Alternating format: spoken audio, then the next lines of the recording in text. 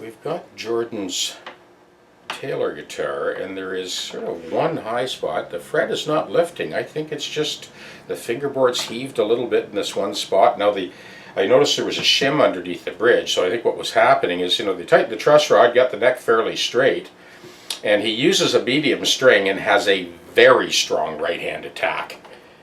So he just kept rising it up to get rid of the buzzing, which is what everybody does. But the problem is, this needs to be dressed. So I've already heated that nut and removed it.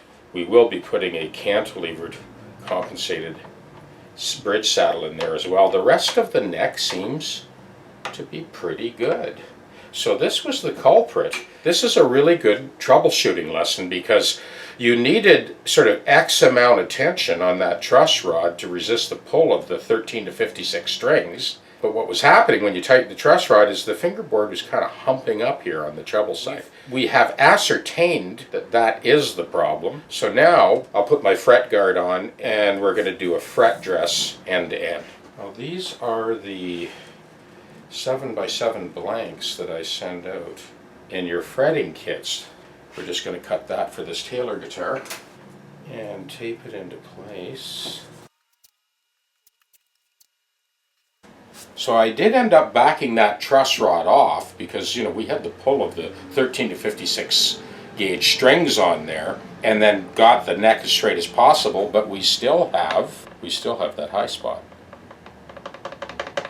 And that was the reason that the action was hiked up so high to get rid of that buzz. But we're going to take care of that right away. Very light touch with the single cut mill file. And as you've heard me say hundreds of times before, I'm moving obliquely across the neck to cover the radius so that we get this nice and flat all the way along. And this is going to allow Jordan to,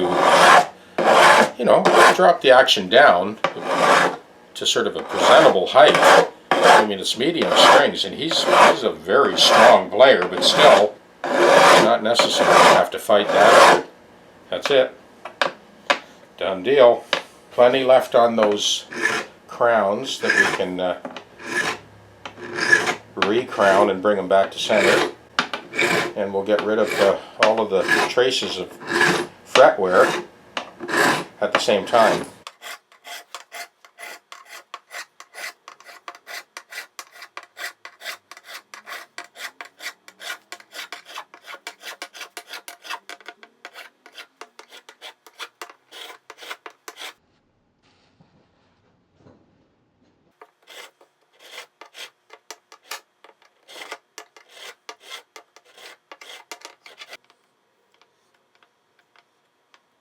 So we're really kind of checking this whole thing now in sections. We pretty well got this thing dead straight, end to end. Now we'll switch over to our scrub block. Start with our 320 and get rid of the lion's share of the tooling marks of the file. These are the blocks that I send out in your fretting kits, fret yards, sanding blocks, and that leveling file that you just saw me use. That's our 400 grit. There's our 600.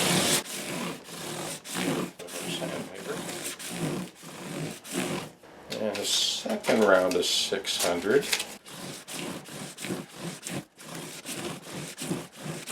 And now we'll go with our 1200 grit emery cloth.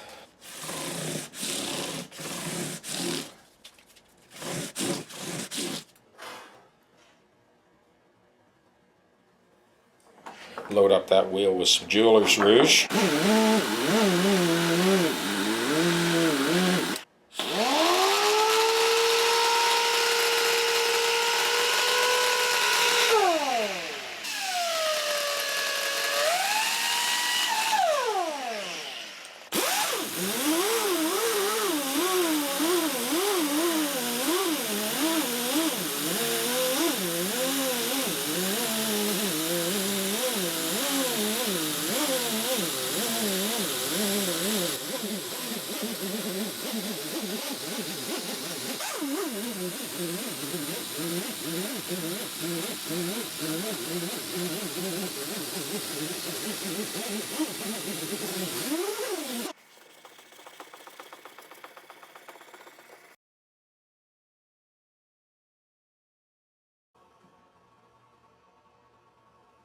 To go another quick round of 1200.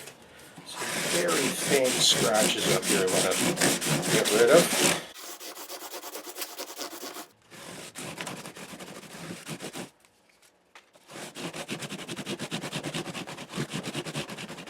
Another pass with the buffer.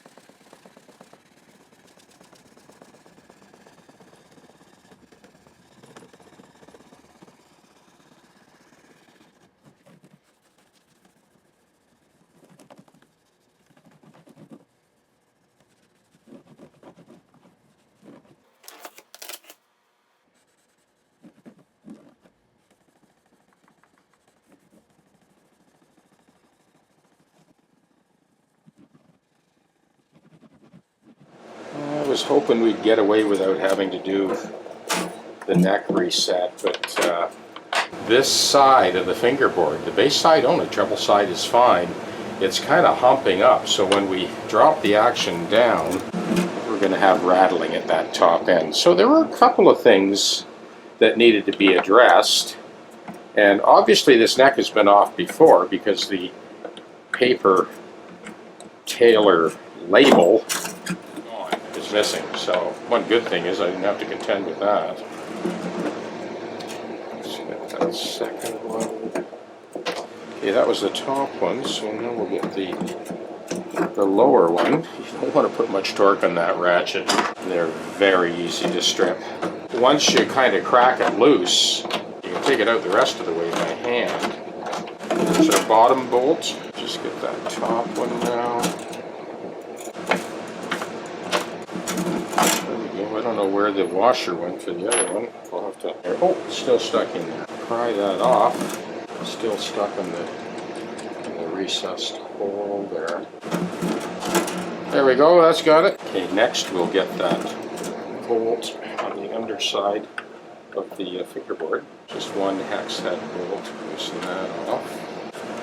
We'll get that loosened off. That hex head bolt. That's the puppy.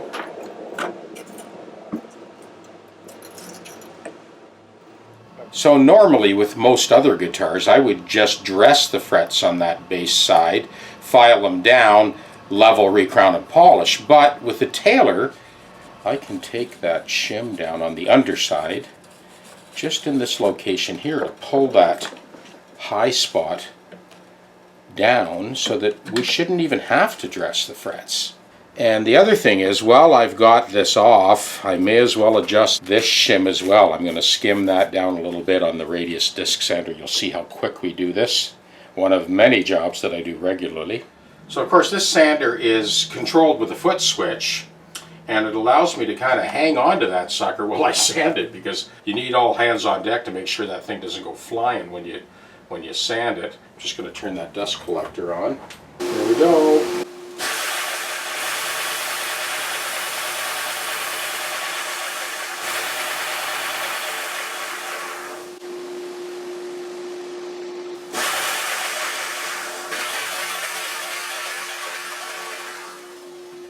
And that will suit our purposes perfectly. So that's going to change that neck angle, so we just reset the neck. When you think about what I went through on that Martin to steam the neck off, adjust the dovetail, no question about it that Taylor's whole neck system fast tracks the neck reset. So I marked with pencil, this is the bass side of the fingerboard, so I'm going to kind of concentrate on that corner and drop that side down.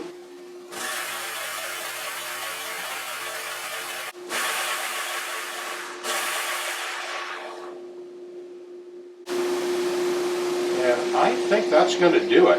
Let's go back to the guitar. So this is a fingerboard shim. You can see I didn't take it down much, but with that foot-controlled radius disc sander, it gives you a lot of control and allows you to bring these down incrementally, just a few thou. So we're going to reassemble this now, and we're going to check it and see how we did.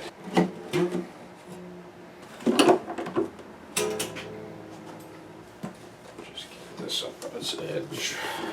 Put the neck bolts in first, just get them started. That was the bottom one, this is the top one.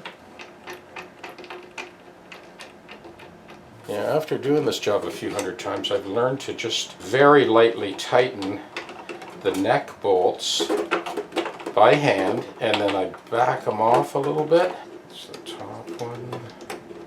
Again, I sort of let that bolt engage and snug it down by hand, and then I'm backing it off just a half a turn. The reason I'm doing that, we have to allow this bolt that goes on the underside of the fingerboard and pulls it down tight. You have to allow this fastener to sort of do its job first before you really tighten those neck bolts down. I have mentioned this in other videos, but so we have a machine fastener for a wood joint.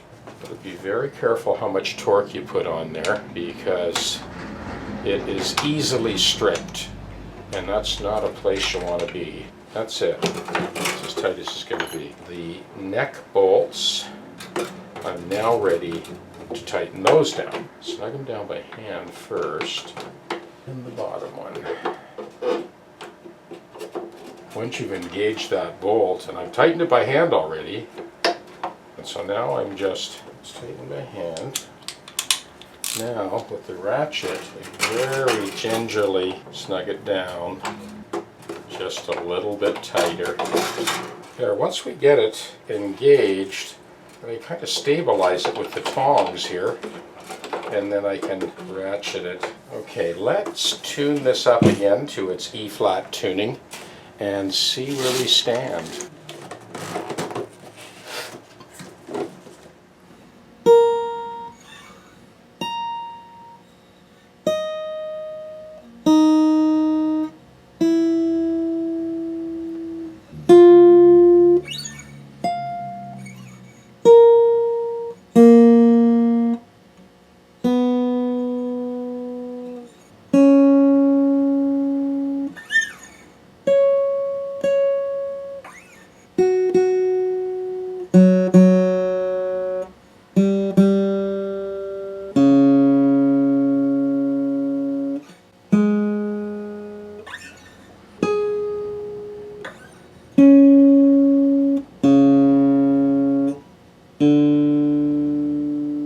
Here's the A.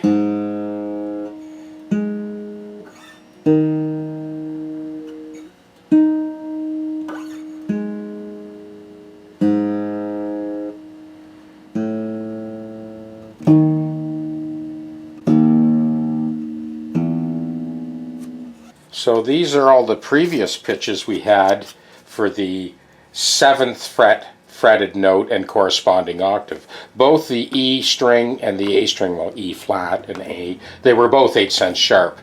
The middle two strings were slightly flat, but I scraped away at that saddle and chased it right to the extremity of that outer edge, and now they're both in tune. I'm delighted to see that. So we don't have to make a compensated cantilevered saddle in this case. With the E flat strings, 12 to 56, that's the ticket. And of course the second string was 4 cents flat, we scraped away at that, now it's perfect. And the first string we scraped it back a little bit. So I scratched away at the focal point on that saddle all the way across. So this is the whole wrap up stem to stern. So we started at the bridge, if you recall. We pulled out that shim that was in there. We reduced the height of the saddle on the underside, and then scrape that intonation in all the way across. Now for these 13 to 56 strings tuned a half step down to E flat, that bridge we managed to actually squeak out perfect intonation without changing the saddle. The other thing, of course, we took the neck off and tilted it back. We also sanded that shim on the underside of the fingerboard to sort of get rid of that bit of a hump there on the bass side, and that seemed to take care of it. Of course, we dressed the frets end to end. We found those trouble spots, recrowned, buffed, polished, and that's done. These are the final values on that compensated nut. Once again, E flat tuning, 13 to 56. Now, I had talked to the customer about maybe switching over to EJ19s, which are a bluegrass string, regular light top, and then the medium bass strings. But after watching Jordan play, I thought, man, this guy, he digs in pretty good. And the fact that we're tuning down a half step, he will not be fighting with this guitar to play it. So I decided to stick with those 13 to 56 strings. That's what he's used to. Popular string, he can get them anywhere, EJ17s. So here we are.